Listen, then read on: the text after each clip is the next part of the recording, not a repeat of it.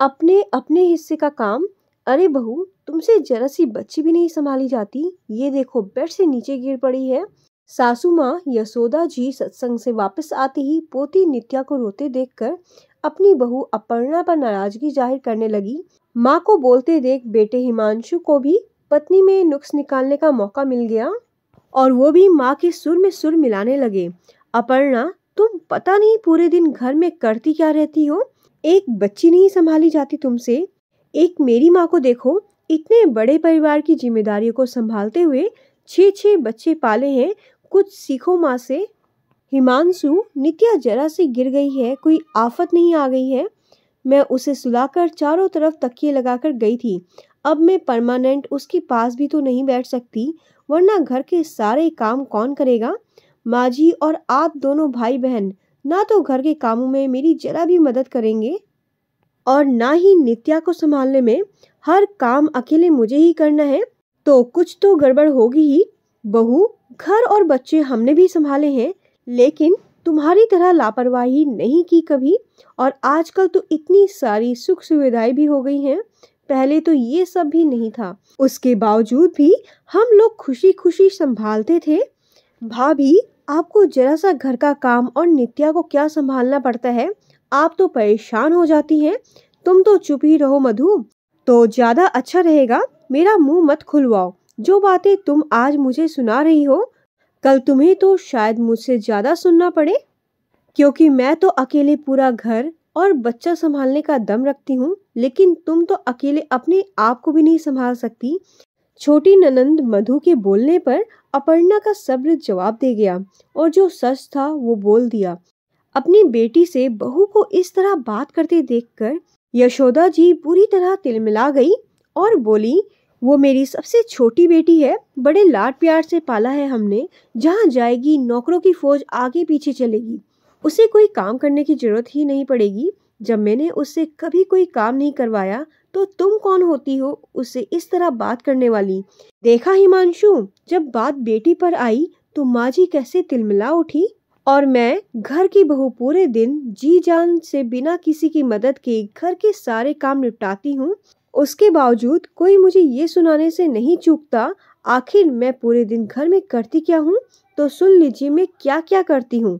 घर में हम 5 लोग हैं। सुबह जब से उठती हूँ सबसे पहले सबको गुनगुना पानी के गिलास हाथ में पकड़ाओ। माँ जी और मधु योगा करती हैं तो योगा मैट मैं ही बिछाती हूँ, वहाँ पानी की बोतल मैं ही रखती हूँ। मधु को नींबू पानी वो भी मुझे ही देना होता है। माँ जी को योगा के बाद जूस मैं ही देती हूँ। तुम्हें बेड टी बेड पर ही चाहिए रहती है। तब तक नित्या के दूध का समय हो जाता है। मेरे पास उसे चैन से फीड करवाने तक का समय नहीं होता है, तो जल्दी जल्दी उसे भी दूध की बोतल बनाकर लगा देती हूँ। उस बीच मुझे 1 गिलास गुनगुना पानी पीने का भी समय नहीं होता। अपनी थायराइड की दवाई मुश्किल से लेती हूँ, वो भी किसी किसी दिन रह जाती है। उसके बाद नाश्ते का समय, सबको अलग अलग तरह की चाय और नाश्ता चाहिए। मधु को ग्रीन टी, माँ जी को ज्यादा दूध ज्यादा शक्कर वाली चाय और तुम्हें कड़क कम शक्कर वाली चाय चाहिए। उस बीच मेरी तो कैसी भी चलेगी वाली चाय भी गायब, क्योंकि समय ही नहीं है बैठकर पीने का। और कोई इस बात पर ध्यान दे तो अपने अलावा किसी और के बारे में सोचने की फुर्सत किसे है। सबके अलग अलग स्वाद के नाश्ते। मधु को स्प्राउट्स चाहिए, माँ को रोज गर्मा गर्म तला भुना नाश्ता, तुम्हें कम तला भुना चाहिए और मुझे एक रात की रोटी तक नसीब नहीं होती। उसके बाद तुम अपना टिफिन लेकर ऑफिस निकल गए, मधु अपने इंस्टीट्यूट चली जाती है, माँ जी सत्संग चली जाती हैं। मैं घर में सबके कपड़े धोने में, घर की साफ सफाई, बर्तन साफ करने में, नित्या की तेल मालिश, उसे नहलाना धुलाना सब करती हूँ। उसके बाद सबके खाने का समय, तो सबका मनचाहा पसंदीदा खाना तैयार करके रखो। फिर सब अपने अपने समय पर आकर तरह तरह के व्यंजनों से सजी डाइनिंग टेबल पर मेहमानों की तरह बैठेंगे और स्वादिष्ट भोजन का आनंद लेंगे और आराम करने अपने अपने कमरे में चले जाएंगे। मुझसे कोई एक बार नहीं कहेगा कि तुम भी छोटे बच्चे की माँ हो, तुम्हें तो नाश्ता करने का भी समय नहीं मिलता। लाओ थोड़ी देर नित्या को मुझे दे दो, तुम खाना खा लो। माँ जी, आप कभी खुद सोचती हैं या मधु से कहती हैं कि मेरी किसी काम में मदद कर दे। या फिर बच्ची को जरा देर संभाल ले। नहीं ना, क्योंकि मैं आपकी बेटी नहीं बहू हूँ। बेटियों के फोन आते हैं तो वो अगर जरा सी शिकायत कर दे कि माँ काम और बच्चों से फुर्सत नहीं मिलती, तो आप कैसे दर्द से तड़प उठती हैं और वही व्यवहार बहू के साथ करते जरा सा संकोच नहीं होता, बल्कि ये और जताती हैं कि तुम करती ही क्या हो। हाँ, आपने बड़े परिवार में रहकर 6-6 बच्चे पाले होंगे, लेकिन वो आपने अकेले नहीं पाले होंगे। तब बड़े परिवार होते थे तो बच्चों को संभालने की जिम्मेदारी सिर्फ माँ की नहीं होती थी।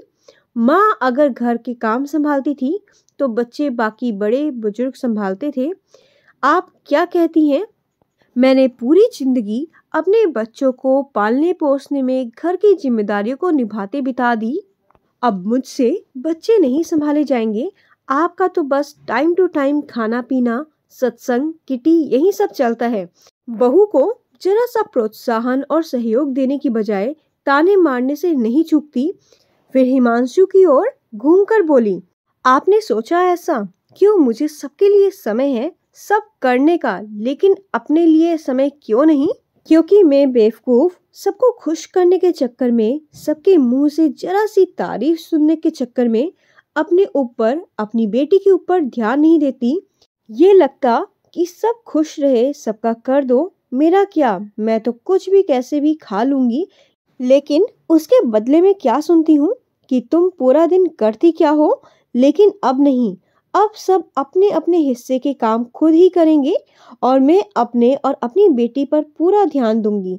जब सब कुछ करके भी यही सुनना है कि क्या करती हो पूरा दिन, तो अब से वही करूंगी। अपनी बात कहकर अपर्णा बेटी नित्या को लेकर अपने कमरे में चली गई। पीछे सासू माँ, हिमांशु और मधु अभी तक विश्वास नहीं कर पा रहे थे कि हमेशा चुप रहकर हर काम करने वाली अपर्णा इतना कुछ बोल गई। माँ अपर्णा वैसे तो कुछ गलत नहीं कह रही थी। सबको अपने अपने हिस्से का काम करना चाहिए। सबसे ज्यादा तो मेरी ही गलती है। मैं आपके साथ कितना काम करवाता था, लेकिन अपर्णा के आते ही सच में पति परमेश्वर बन बैठा, जो पत्नी के किसी काम में सहयोग करने में, बच्चे को संभालने में अपनी हटी समझता है। मधु, तुम भी भाभी की सहायता किया करो। और माँ, आप नित्या को तो संभाल सकती हैं, अभी इतनी भी बूढ़ी नहीं हुई हैं। आप करो या ना करो, लेकिन मैं तो उसका साथ दूंगा। अरे नहीं, हमें भी अपनी गलती समझ आ गई है, अब से हम भी उसका ध्यान रखेंगे, यशोदा जी बोली। दोस्तों, ये कहानी आपको कैसी लगी हमें कमेंट करके जरूर बताइए और सभी इस वीडियो को ज़्यादा से ज़्यादा शेयर करें। न्यू है तो फॉलो जरूर करें। आप सबका वीडियो देखने के लिए बहुत बहुत धन्यवाद। आपका दिन शुभ हो। Bye bye.